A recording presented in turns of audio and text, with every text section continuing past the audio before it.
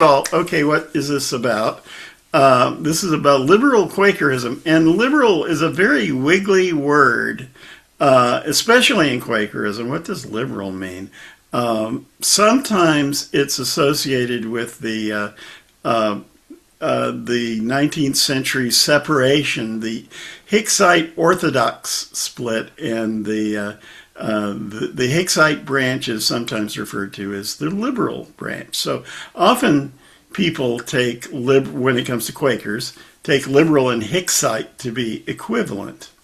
But that's not what I'm going to talk about today. I'm talking about liberal Quakerism as I understand it. I think we all have our own understandings of it. Well, we'll go by what I perceive as liberal Quakerism and talk about where that came from. And it didn't come strictly from the Hicksites. There were all kinds of wiggly and interesting things happening in the history of the Society of Friends that led to what I call liberal Quakerism. And so why is it important to us? And it's important to us because I believe that most of us would characterize ourselves in that way. Most people in our yearly meeting would characterize themselves as liberal Quakers, but they may have multiple definitions of what that means. But we came about partly from a historical process that resulted in the founding of numerous independent meetings in the 40s and 50s that were influenced by what I'm going to describe. One of the things that I try to stay away from as much as possible is what I call the great man theory of history. And that is, what happened and where we are and who we are is all dependent on great men, and I mean men, and what they did and what they said. And I wouldn't want to give the impression that I think that Rufus Jones invented liberal Quakerism, or Gandhi, who wasn't even a friend, invented liberal Quakerism. But I think that they were a focal point of a lot of ideas and events and tendencies that were swirling around. And if we look at their lives and writings, we can find out a lot about ourselves and where we came from. So that's the spirit of what I'm going to try to do today. So this is the hard part. Sharing the screen. Here we go. Okay. And I want to get you guys where I can see you. Okay. Everybody see my slide? Does it look okay? Good. Okay. Also, feel free to unmute and interrupt, and because I think one of the unsatisfactory things about doing these forums over Zoom is they end up being lectures, and forums are always best when there's a lot of interactivity. So although it's messy, just unmute and interject stuff. Feel free to do that.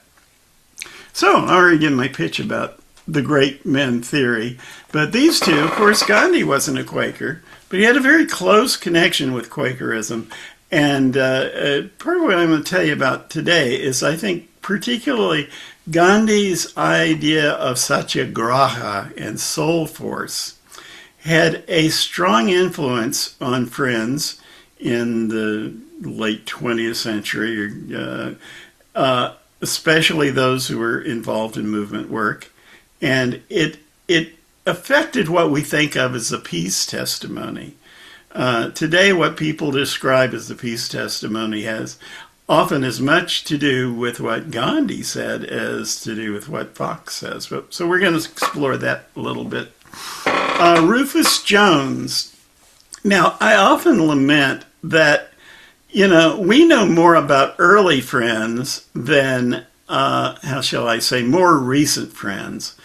We know all about George Fox and Margaret Fell and John Woolman and Lucretia Mott because we teach about them in first day school and we learn about them in the histories. But some of these more recent Friends, like Rufus Jones, Elizabeth Watson, Jim Corbett, these people had profound effect on the Society of Friends, but they're so recent that they're not in the history books yet. So I think we have to take, for people who are just joining our meetings in the last 10 years, I think we have to make an extra effort that they're aware of some of these 20th century friends. Rufus was born in South China, Maine, in an Orthodox meeting, and he was very much a part of the Orthodox wing. I'll explain later what the Orthodox are. Well, maybe I better do that before I get back to talking about Rufus. I'm sort of winging it here a little bit, so bear with me. Okay. Now, I want us also, now that we take care to take all this stuff with a grain of salt and with the great man view of history, there's also this. These are words from Elias Hicks, who is the individual very closely associated with the Hicksite wing of the separation of friends in the 19th century. And he said this: there are two kinds of people in this world, those who divide people into two kinds and those who don't. So we're talking about Quaker separations and different kinds of Quakers and all this stuff. Take all that with a grain of salt, because there are no two friends who think exactly alike, and we can't be put in all our little boxes. And Elias knew that, even though he ended up being a very polarizing figure. So this is kind of demonstrates the standard way of talking about Quaker history. Now, we would all like for history to be clear and simple and structured and something you can draw a picture that everyone will understand. And this is the picture that friends usually draw about their history, but it is at the very least incomplete and pretty inaccurate in some ways. But it's a good starting point, so let's start there. We have early friends in the 17th century who... we'll leave most of that story out because there'll be other forums. Later in 1827, was it, suffered a great separation, particularly in the United States. There was what came to be called the Orthodox branch and the Hicksite branch, or sometimes called the Liberal branch. Friends in England were more aligned with the Orthodox branch here. Now, if you were back there and you went to a Hicksite meeting and an Orthodox meeting, I would be surprised if you could tell any difference at all. They were Quakers, and they acted like Quakers. They all had unprogrammed meetings, and they all believed in the inward light, and they were all Christians, too. Make no mistake about it. People like Elias Hicks and Rufus Jones, or had very deeply held Christian convictions. The Orthodox became more of Orthodox Christians, which is a little different flavor. But back when all this stuff started shaking out, it was less, I believe, although the seeds were there, it was less about doctrine and stuff like that and more about governance. It was more about, for example, rural friends meetings, not wanting, forgive me, Michael, the bigwigs in Philadelphia telling them what to do.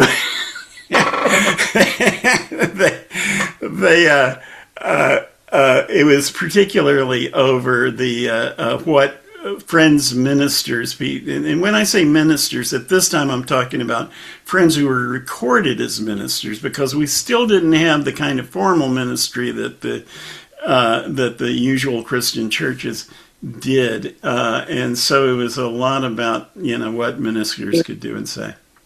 Now I can get deeply stuck in this discussion, so I'm not going to. I'm going to save it for another time. Suffice it to say, this began a watershed. From the Orthodox side, later on, there developed pastoral meetings, friends, churches, and excuse me.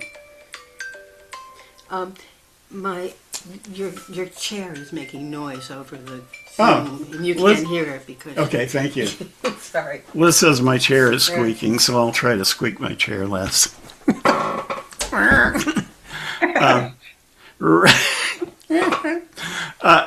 Okay, so we had pastoral meetings that look more like mainstream churches, and we have liberal meetings that look like us. We'll get to that. And then from the pastoral side of things, there was an evangelical offshoot as well. Now, that's how we like to tell the story. However, as so often happens, the truth is a little wigglier.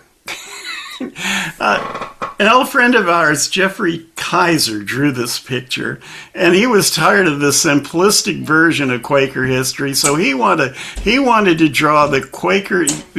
I see people are putting on their glasses, but there's no hope of reading this. You'll get an impression of the wiggliness of it, and that's about all. So anyway, our friend Jeff decided he wanted to do a tree that made more... that was more historically accurate. Of course, it ended up not looking much like a tree. You may be able to see that there's little lines going from one branch to the other across there. Other branches that sort of sneak off the side and around the top and the edge. That's how things develop in the real world, not clean little trees and everything. But it did derive much from this Hicksite Orthodox split. If we were at the meeting house, we have this mounted on the wall by the library, and I wanted to invite people to go examine it because it's utterly fascinating. Tuesday morning, which is how cold it's going to be. And this is everybody here in Central Texas underneath that extreme cold warning. So for more in-depth view on just how much colder we're expected to be tonight, let's get you over to Rich Siegel. All right, Tristan, thank you. As we anticipate a little more clearing as we get further into the afternoon, temperatures will average the mid to a few over. Oh, somebody's got their radio on. I couldn't figure out what that was. So please, we must observe radio silence here. Okay. I'm having trouble muting myself. Well, unfortunately, the host is not allowed to mute you. Well, I can mute you. It's unmuting you that I can't do. Yeah, so I will mute you there. There you go. Now you're muted. Okay, so one of the things that gets left out is what came to be called the Beanite movement, which Hannah and not Josiah, what was his name? Josiah. Help me, Michael. Joel, thank you. Joel Bean, who were in a Midwestern Orthodox meeting and took off for California, and somewhere along the way, well, actually they were disowned from their meetings, I think, acquired some liberal frame of mind, and this resulted in the founding, on down the line, in the founding of Pacific Yearly Meeting and North Pacific Yearly Meeting, who became, we really have one of the most outstandingly liberal points of view of most yearly meetings in the United States. London Yearly Meeting, later Britain Yearly Meeting, was closely aligned with the Orthodox until sometime in the 30s or 40s. And there was, to make a long story short, a change of attitude about matters theological. And during that time, a number of yearly meetings, such as Philadelphia, New England, united. They had been separate in Orthodox Hicksite branches for generations here, and it all represented this shift of thinking. And the British friends established communication with the Hicksite friends in the United States. And they hadn't been on speaking terms in many, many years. And it was this reshuffling that I think largely gave rise to who we are now. The other thing that happened is the spawning of independent friends meetings around the country. I'll get back to that when we talk about AFSC in a bit. Howard Brinton called this the most significant development in modern Quakerism in recent years or something like that. And that's us. We were one of these independent new meetings that weren't really, didn't have very close ties with the old branches, or at least, or had close ties with all of them, which is the same thing in a way. And that's kind of where we came from in a nutshell. So let's get back, though, to what liberal Quakerism means, in my definition at least. Chuck Fager told this joke, why do liberal Quakers sing hymns so badly? Because they're always reading ahead to see if they agree with the words. So I think that would tell you about something about the uniformity of the creedal outlook of liberal friends. People who deny having creeds are not always easy to follow.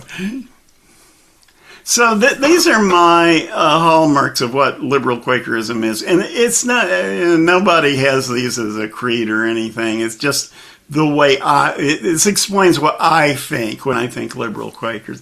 And mostly they're in unprogrammed meetings. Some people think of them as being exclusively in unprogrammed meetings. But if you come tonight and listen to Phil Gully, you will find out there are many pastoral friends of a very liberal frame of mind. The mystical experience, and we'll get back to Jones on this, and the covered meeting, the idea of the presence of the Spirit that spreads itself across the group in meeting for worship, that is the essential spirit of friends, and that's what liberal Quakers focus on more than anything. The other is the centrality of social witness. Again, we'll get back to Gandhi and Jones about this. All friends have this, make no mistake. But I think in liberal meetings, it's in some ways more emphasized or more central. Religious as well as social diversity. We like to have people of different colors and different cultures and all that in our meetings. We would like to have more of that. We're disappointed in our homogeneity, whatever. We would like to be more colorful. We aren't always so, but we would like to have that. What we do have is a religious diversity. We have people who are very, Christianity is central to their belief system. We have people like that. We also have people who are non-theist. In our meeting, we used to have a non-theist group that would meet all the time and talk about what it meant to be a non-theist. We have universalists. We have people from who also practice aspects of Buddhism, Hinduism, Sufism, and we welcome that. We see that as part of a kind of diversity that makes us strong in our beliefs. Christianity has been central to Quakerism since its founding, but in these newer meetings, it's not required of friends that they profess a belief in that they be Christians, whatever that means. It means really different. Among the Christians, it means really different things, but it's not really required in a liberal meeting. And someone who does not like to call themselves a Christian can still feel at home in our meetings. So I say Christianity is honored but not required. Universalism is predominant. Most of the friends in our meeting, I think, would easily describe themselves as universalists, but it goes hand in hand with honoring our own history and our own practice and our own beliefs. That's sometimes a tough balance to maintain, but I think is essential to what we believe. Now, I know there are there are pastoral and evangelical friends who will look at this list and say, that's me. And they'd be right. We don't have an exclusive corner on this, but I think it does characterize us in a good way. And well, part of this, my thinking on this is some generations ago, when these young friends who are now old friends now, there was a big conference called the Youth Quake. which united friends of all persuasions. And some young friends from our yearly meeting went to this conference, and they felt kind of, well, I don't know, it's sort of alienated because there were all these evangelical and pastoral young friends who could articulate what their beliefs were really about in very clear and persuasive ways. And they felt like they didn't really understand their own history and their own common theology and all that enough to sort of hold their own, to feel really a part of this conference. So that, I think that got us all thinking a lot about, we are so inclusive and we are so modest that sometimes we don't pay enough attention to what we believe and how to explain to others what we believe. So that's part of my purpose here, is to give us a little sense of where these thoughts come from. Back to Rufus Jones, one of my very favorite Quakers, and I'm finding more and more that when I mention him, people say, Rufus who? Wasn't he a wrestler? I think there was a wrestler or prize fighter, Rufus Jones. He was an amazing person. As I said, he was born in South China, Maine. He had rural roots. He was a great scholar and writer, but somehow was always down home at the same time. One of those people. He had a lifelong mission to unite the various branches of Quakerism, which was not totally successful, but really Rufus's work went a long way toward doing that. He was, as I say, he was a scholar and author, and he was part of the Christian modernist movement. Now, looking more broadly at this time, a lot of religious folk, particularly Christians, were feeling like their faith was under a lot of pressure from the modern discoveries of science, the biblical scholarship, our understanding of the historical Jesus. All of that was challenging our more orthodox beliefs. So in many churches, a great transformation took place, and that was called the Christian modernist movement. And Rufus Jones was, in many ways, one of the more important Quaker representatives to that. Jones emphasized more than anything the mysticism of the Society of Friends. He grounded that in the history of people like George Fox and John Woolman and Lucretia Mott. And he came up with this idea of affirmation mysticism, that there were two kinds of mystics, okay? There was the negation mystic, which is one who has... All mystics are people who have on the road to Damascus, that profound experience of God or the universal being, and it affects their lives in profound ways. Some of them decide to go off into monasteries and mountain retreats and withdraw from the world. He called them the negation mystics. Some, on the other hand, wanted to engage with the world even more strongly.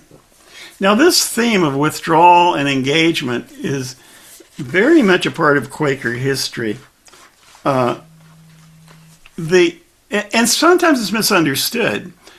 The Hicksites, everything I say is going to be an overgeneralization, but the Hicksites tended toward the quietist view, withdrawal from the world.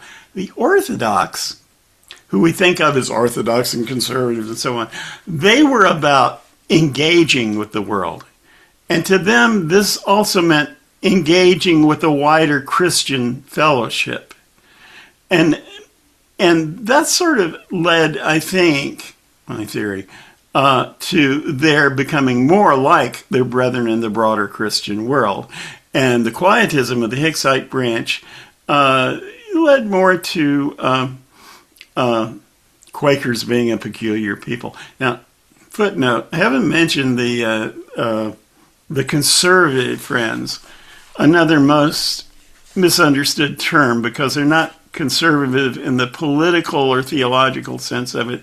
They're conservative in the sense of wanting to preserve Friends' traditions. And these are the branch of Friends who kept with plain dress and plain speech longer than anyone else.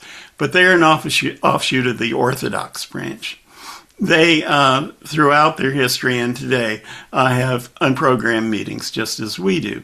But they tend to be more like the Orthodox in their theological outlook, more kind of standard Christians.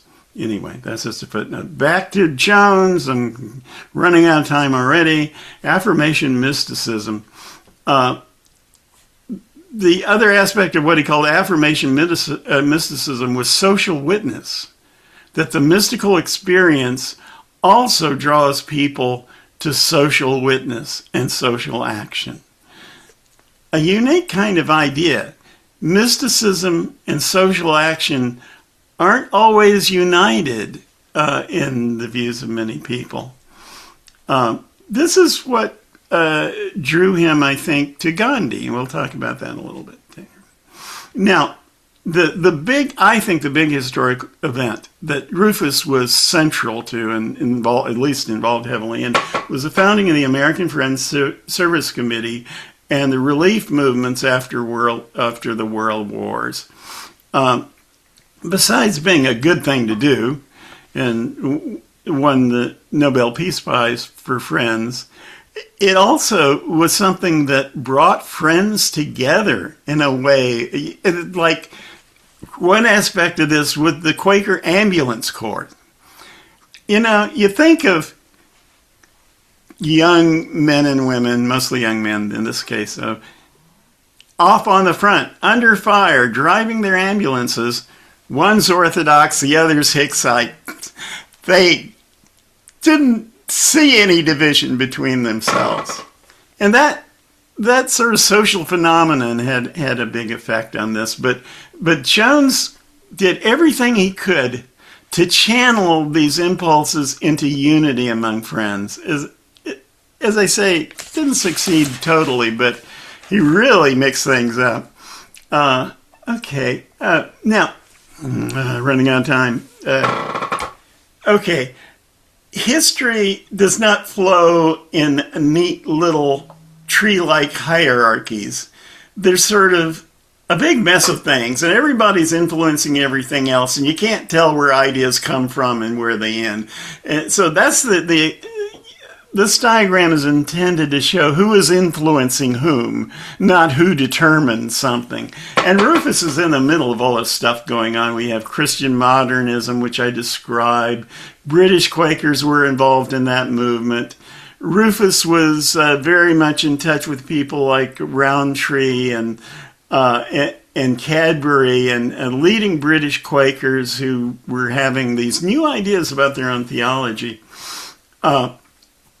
Howard Thurman, Jones knew Howard Thurman. He was a great African-American theologian and very influential on the foundation of liberation theology, which influenced the Latin American version of that. As we say, is one of the founders of AFSC. He was in there trying to get Orthodox and Hicksites and conservatives talking with each other. And then, meanwhile, on down the line, we get the emergence of the civil rights movement, the anti-war movement, and all these, and a new attitude, I think, towards social witness that influenced what became Liberal Friends today. Blah, blah, blah, blah. And then there's Gandhi. See, Gandhi's part of this tree, too, even though he wasn't a Quaker. We'll move on to Gandhi a little bit. This is a statue that's just right outside, not on the grounds, but adjacent the Friends House in London, the headquarters of Britain Yearly Meeting. And it wasn't erected by Quakers or anything like that, but I think it sort of stands to represent the kind of relationship that Gandhi had with Friends. Friends loved Gandhi. And Gandhi loved Friends, and there was much interaction, and many Friends really drawn into Gandhi's movement. Here's a picture of Gandhi leaving the friend's house. Now, I'll get back to this. One thing that always bothers me about this picture. Can anyone guess what bothers me about this picture?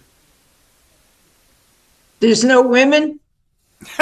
They're all men. They're all men. And, I think the women were in the back preparing the potluck or something. And I'm going to get back to that a little bit. So let's just beware the great man theory of history here. It's all the great men talking with each other. But the women were very... Terry, could I interject? Another name here that comes to mind is Tolstoy, going back beyond Tolstoy and Quakerism. So anyway, I just wanted to throw that in because there's this nice long line of... and we could get in another discussion about Whittier. Exactly. And the transcendentalist folks. There are all these links.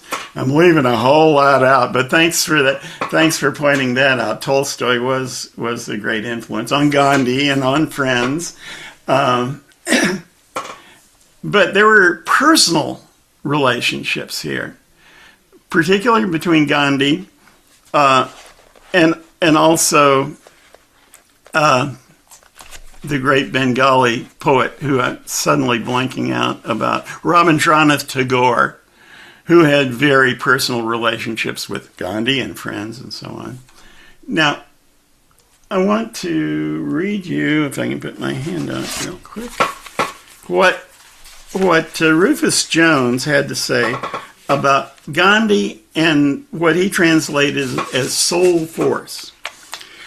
This is Jones. Mahatma Gandhi has made our generation very familiar with the phrase soul force. His native word for it is satyagraha, which is loosely translated nonviolence. The negative phrase, however, only feebly expresses the positive significance of the original Indian word. I'm sorry, Jones was a bit wordy, but it was important.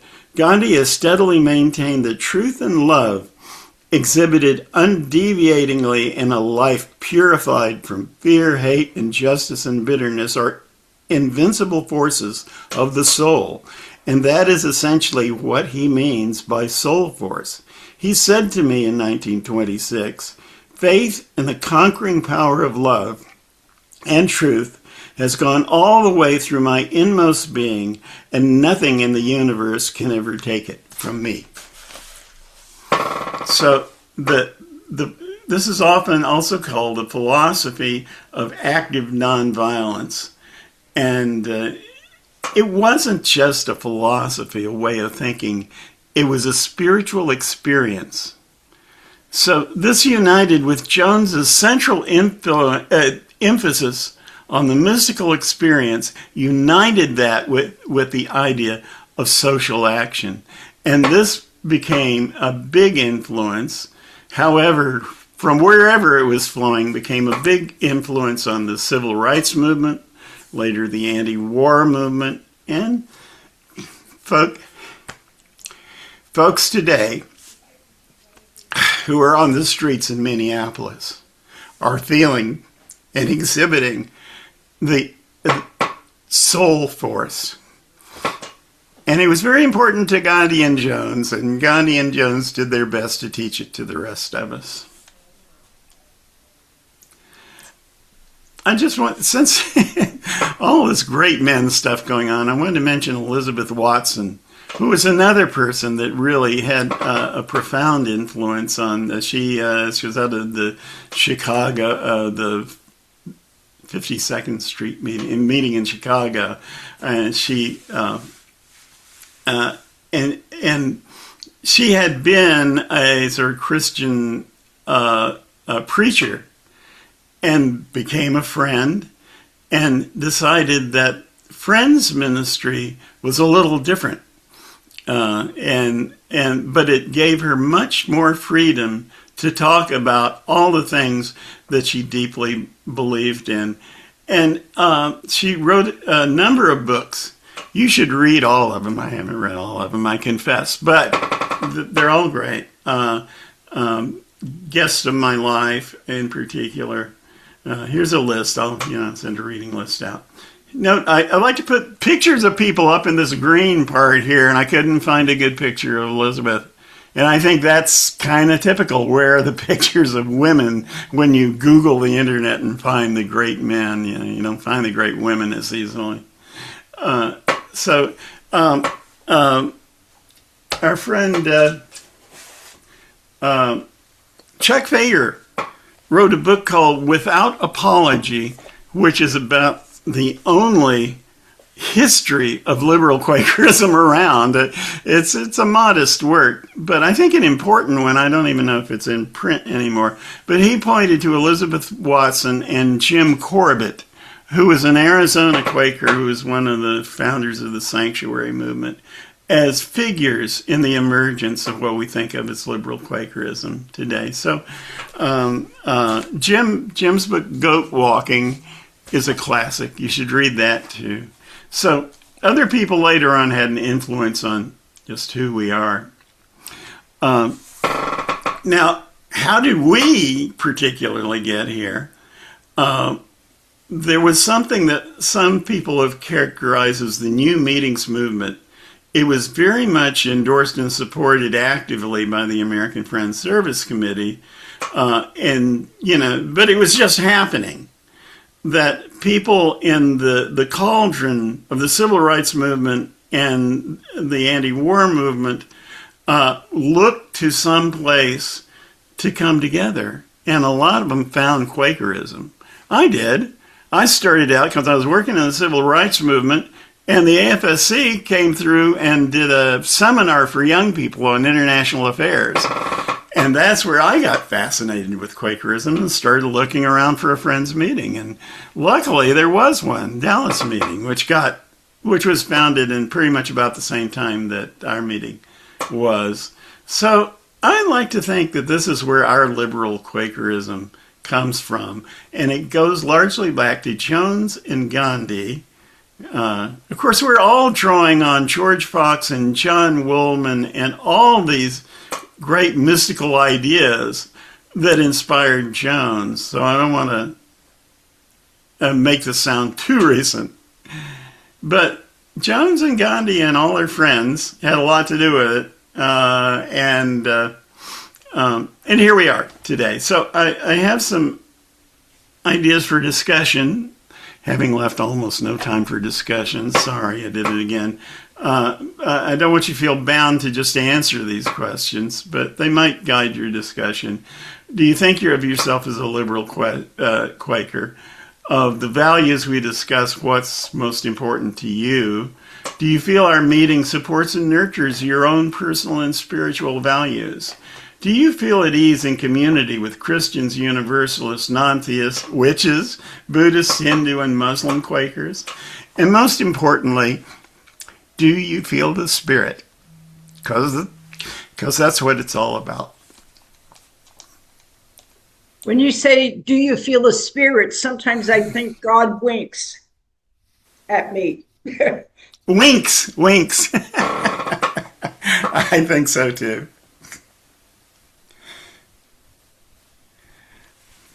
So we got maybe 5 or 10 minutes. We can have a little open discussion. Just unmute and say what's on your mind if you have something.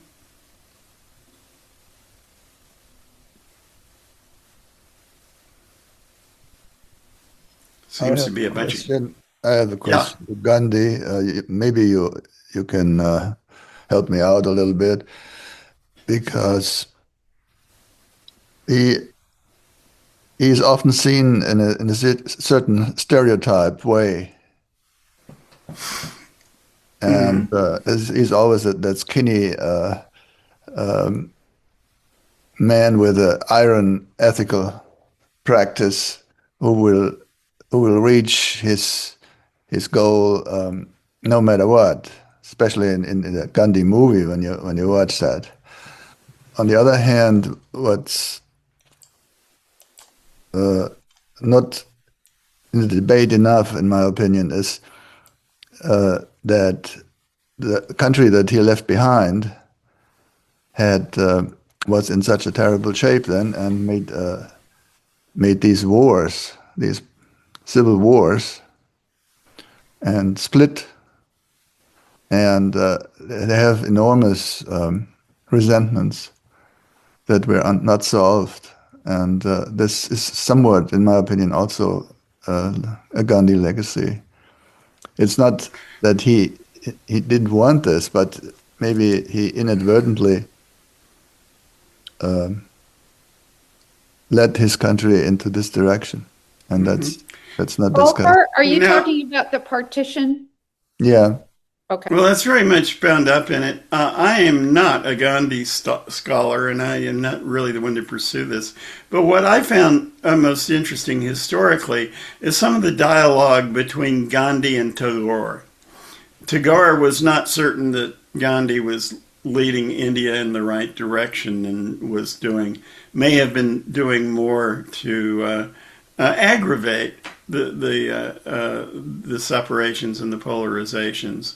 Now, these were two of the most brilliant lights of the independence movement, and they were also the other thing they had in common were they were close friends of Quakers. So I think that's an interesting place to go. I'm not sure where to refer you. Excuse me? Sorry, that was my phone. Yeah, I'm not sure specifically what reading to point you to. I just know I've read this stuff. Okay, somebody's got a radio on again. Anyway, look for that. I don't have any commentary for you right now, but there's a lot to explore there. And also, I don't know if it's still in print or, excuse me, if we have a copy in the library, but this is Chuck's book about Without Apology, which I think is a great title, which is about liberal Quakerism, which I very much enjoyed. I'll try to see if we can find a copy to put in the library if it's not already there. There's plenty to read about Rufus. He did like some 30 or 40 books. I like this whole thing. It's Orbis Press, Rufus Jones' Essential Writings. They just picked out some of the really most typical extracts from Jones and did some commentary on them. And so as a good primer to find out about Rufus Jones and who he was and what his influence was, I do recommend this from Orbis Books. Again, I don't know if it's in print. One thing that really makes me sad is all my favorite books go out of print. I recommend them to people and they can't find them, but there are things out there. There's plenty about Rufus. Is the Without Apology, is that by Jones?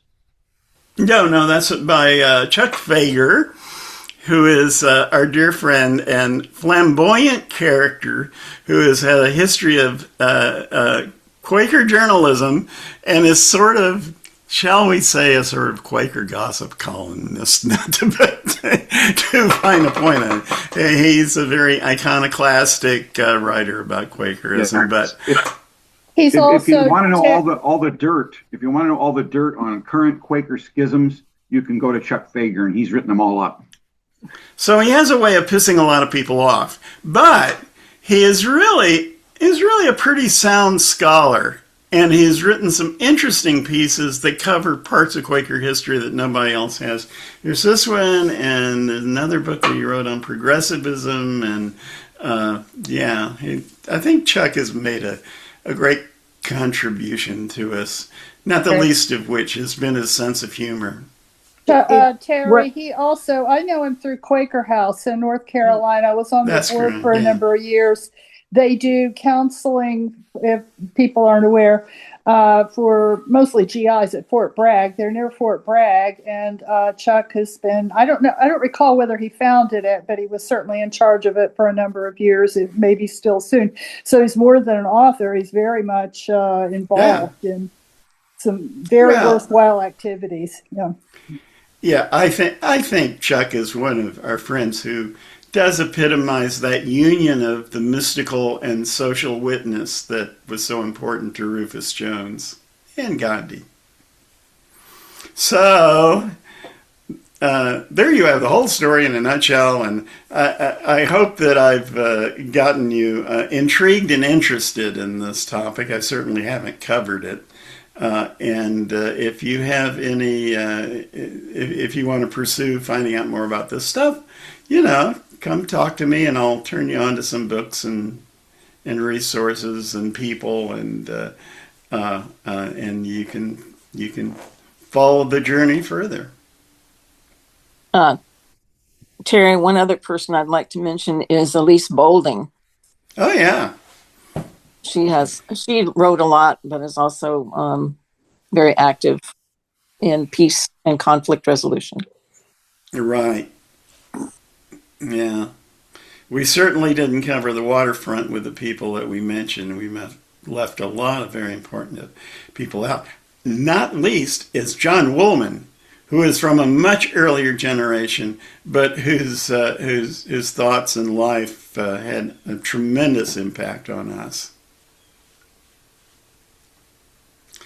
Okay, time to prepare for worship, I think. I want to... we need more people to sign up for the Quaker Call. Every time I look at it, though, it gets bigger. We've got 1,200 and something. When last I looked, people registered to come. If they all come, they won't all get in because we can only accommodate 1,000 people. But you get to hear Phil Gully, and that's very exciting. And we get to be together in these times that really challenge our soul. So go to QuakerCall.net and follow your nose, and you'll get there. And Terry, is that the session that's listed for 6 o'clock this evening? Is that what you're talking? That's correct. And what's it about? I couldn't tell.